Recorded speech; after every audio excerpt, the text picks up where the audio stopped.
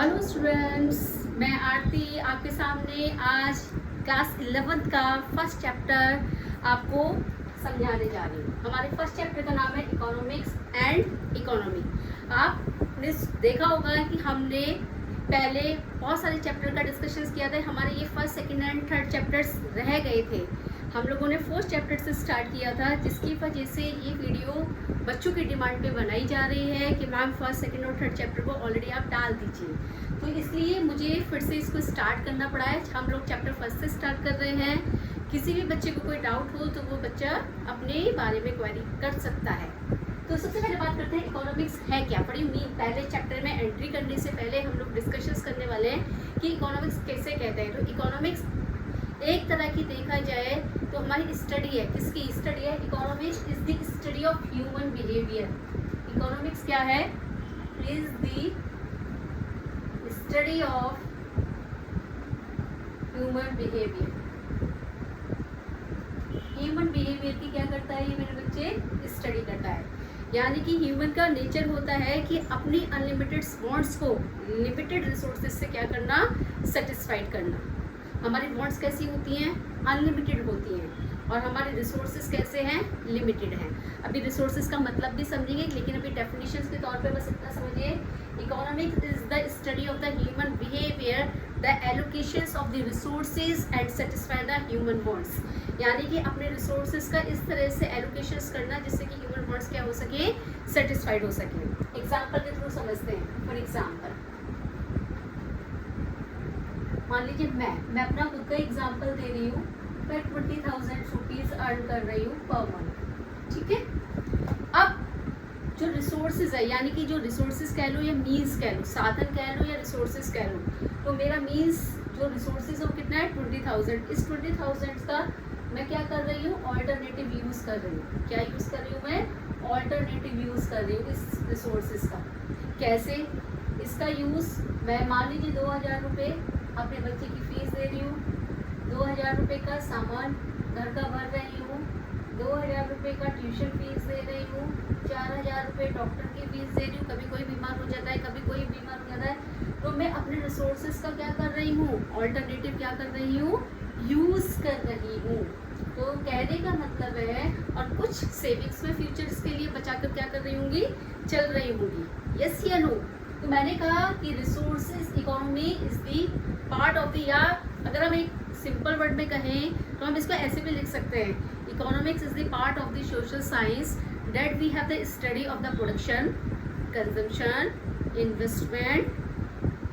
ये भी इसमें डेफिनेशंस दे सकते हैं। लेकिन अगर अपने इकोनॉमिक्स की बुक के अकॉर्डिंग हम बात करते हैं तो economics is the study of the human behaviour and allocations of resources का एलोकेशंस करना एंड अपनी ह्यूमन वांट्स को क्या करना?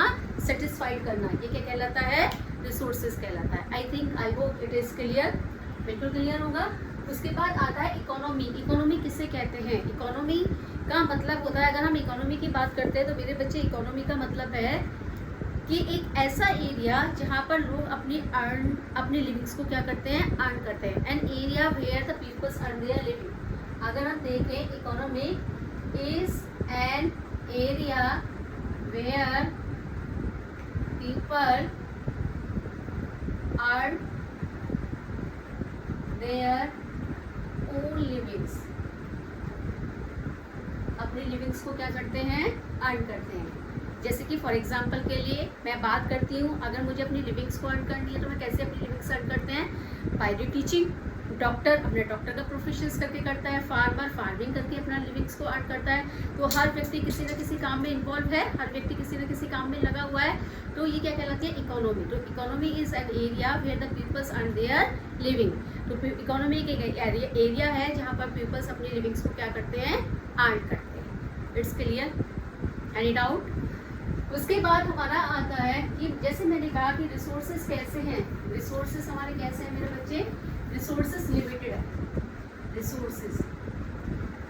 रिसोर्सेज कह लो या मीन्स कह लो। रिसोर्सेज या मीन्स कैसे हैं? लिमिटेड हैं या स्केयर है। अब स्केयर का मतलब स्केयर सिटी। स्केयर वर्ड किससे बना है?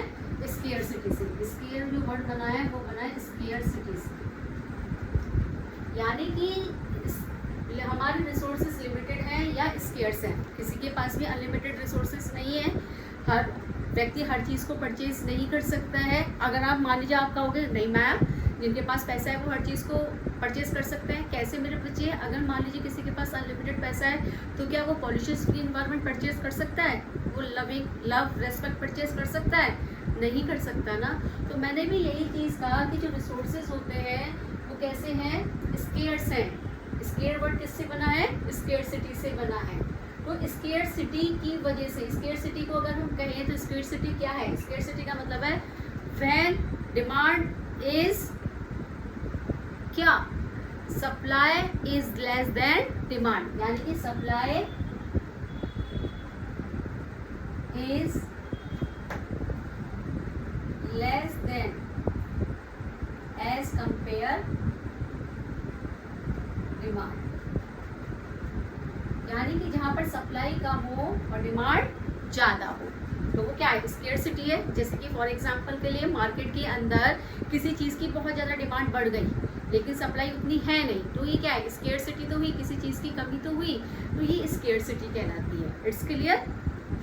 ये ऑलरेडी डेफिनेशन बुक में दी हुई है। तो उन्होंने कहा इस स्केयरसिटी की वजह से फिर क्या होता है? इस स्केयरसिटी की वजह से एक प्रॉब्लम अराइज होती है और वो प्रॉब्लम है चॉइस। ये प्रॉब्लम क्या है?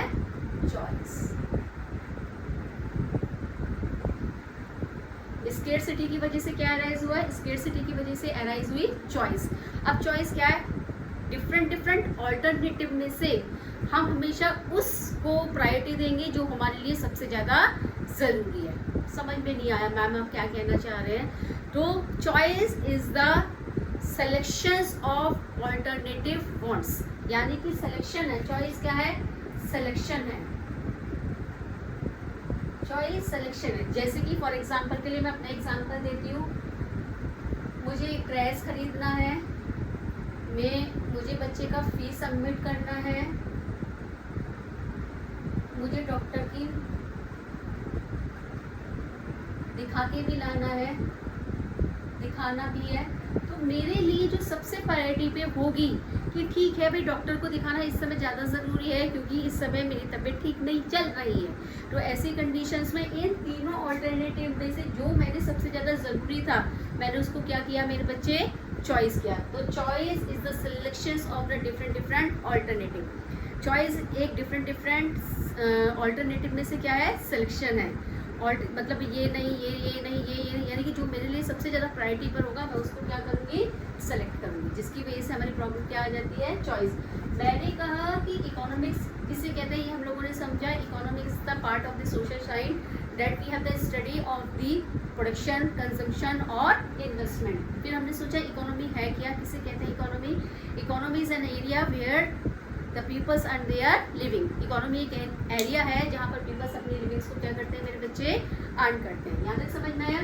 उसके बाद कि जो हमारे रिसोर्सेज हैं वो रिसोर्सेज कैसे हैं? हमारे रिसोर्सेज या मीन्स लिमिटेड हैं और इन्हीं मीन्स का रिसोर्सेज लिमिटेड है और उन्हीं मीन्स का क्या है? ऑल्टरनेटिव यूज़ होता है क्योंकि हमारी वॉन्ट्स कैसी हैं? अनलिमिटेड है। It's clear? Anybody have doubt? तो आई होप यहाँ तक आप लोगों को क्लियर होगा। स्केयरसिटी की वजह से क्या अराइज होता है? स्केयरसिटी की वजह से हमारी चॉइस अराइज होती है। कोई डाउट है? उसके बाद हमारे आता है कि इन दोनों में डिफरेंस, यानी कि आपसे पूछ सकते हैं कि रिसोर्सेज के दो कैरेक्टरिस्टिक्स बताइए, मीन्स के दो कैरेक्टरिस्टिक्स बताइए। तो रिसोर्सेज आर लिमिटेड और रिसोर्सेज का ऑल्टरनेटिव यूज। एक नंबर में डेफिनेशन पूछ ली जाती है। What do you mean by the economics? What do you mean by the economy?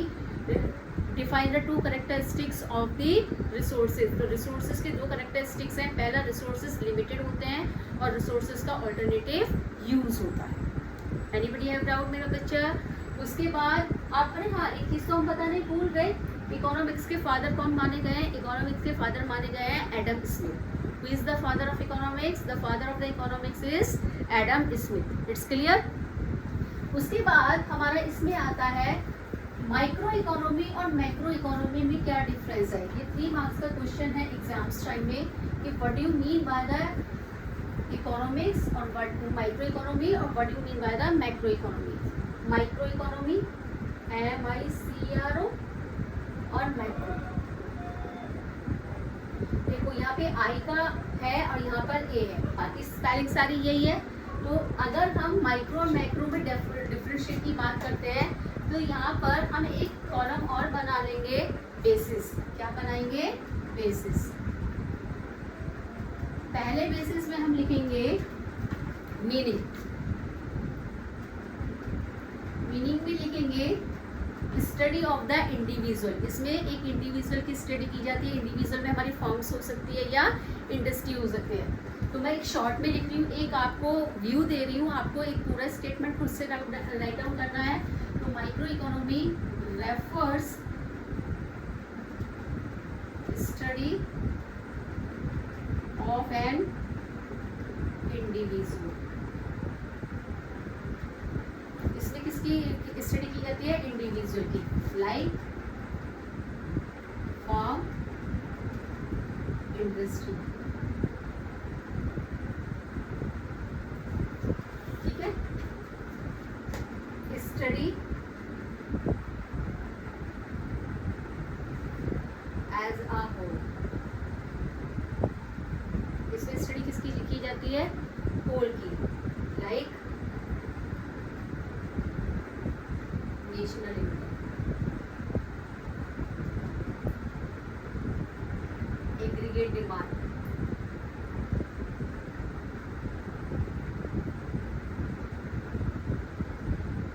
ठीक है। इसका अदर नेम, अदर नेम, इसे प्राइस थ्योरी कहते हैं, इसे एम्प्लॉयमेंट थ्योरी कहते हैं।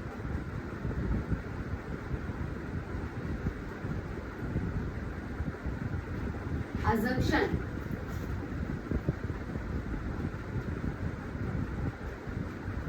इसमें क्या assumptions मान के चलते हैं? इसमें assumption मान के चलते हैं when we study of the micro economy। जब हम माइक्रो इकोनॉमी की स्टडी करते हैं तो इसमें मैक्रो की जो वेरिएबल्स हैं वो कैसे रहेंगे? कांस्टेंट रहते हैं। यानी कि when we study micro, all variables is constant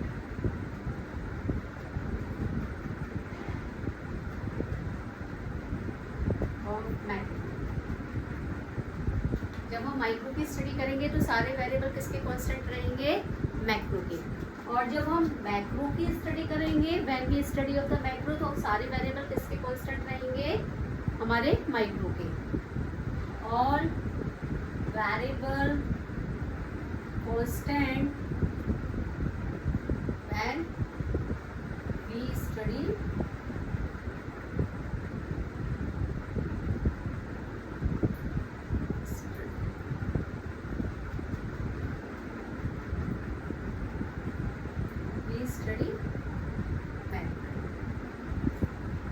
it's clear? anybody have doubt? Example एक चौथा अगर बनाना चाहे तो एग्जाम्पल में इसमें एग्रीगेट डिमांड, एग्रीगेट सप्लाई आ जाएगा, इसमें इंडिविजुअल आ जाएगा, फर्म आ जाएगा और इंडस्ट्री आ जाएगा। जो एग्जाम्पल मैंने ऑलरेडी लिख दिया है, आपको उसको अलग से भी अगर आप राइट डाउन करना चाहो तो एग्जाम्पल के लिख के एग्जाम्पल के तौर पे बेसिस में इसको डिफाइन कर सकते हैं। It's clear? Anybody have doubt मेरा बच्चा? तो यहाँ तक हम लोगों ने ये सीखा कि माइक्रो और मैक्रो में क्या डिफरेंस है। आज हम लोगों ने स्टडी किया कि इकोनॉमिक्स किसे कहते हैं, फिर हम लोगों ने स्टडी किया कि इकोनॉमी है क्या, इकोनॉमी किसे कहते हैं। उसके बाद हमने स्टडी किया कि स्केर्सिटी क्या होती है, फिर हमने स्टडी किया कि चॉइस किसे कहते हैं। ये सारी चीज़, उसके बाद हमने डिफरेंशिएट स्टडी किया कि दोनों में डिफरेंशिएट क्या है, माइक्रो में क्या डिफरेंस है और मैक्रो में क्या डिफरेंस है। वैसे इकोनॉमिक प्रॉब्लम अराइज क्यों होती हैं, कोई बता सकते हैं कि इकोनॉमिक प्रॉब्लम क्यों अराइज होती है? इकोनॉमिक प्रॉब्लम 3 वजह से अराइज होती है। इसे इरेज करते हैं। थोड़ा सा ये जो मैं बता रही हूँ थोड़ा एक्स्ट्रा बता रही हूँ, ये सेकंड चैप्टर में दिया हुआ है, लेकिन अभी थोड़ा सा कि भाई ये इकोनॉमिक प्रॉब्लम अराइज होने के रीजंस क्या हैं। ठीक है, causes of economic problem.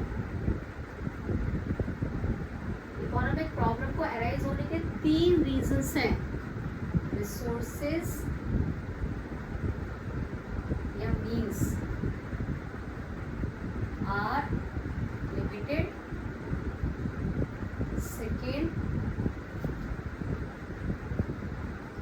bonds are unlimited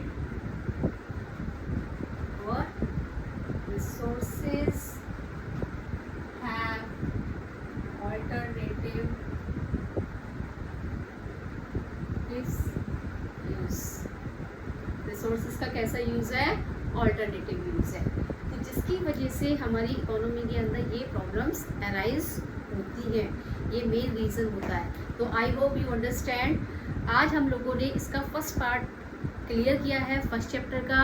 we have discussing of the second part of the tomorrow. हम लोग इसका सेकेंड पार्ट कल डिस्कशंस करेंगे और हम चैप्टर को इसे कंप्लीट करेंगे। तो I hope you understand this topic. अगर किसी भी बच्चे को कोई डाउट है तो कमेंट बॉक्स में अपना डाउट ड्रॉप करिए, आपको मैसेज का रिप्लाई दे दिया जाएगा। Thank you and have a nice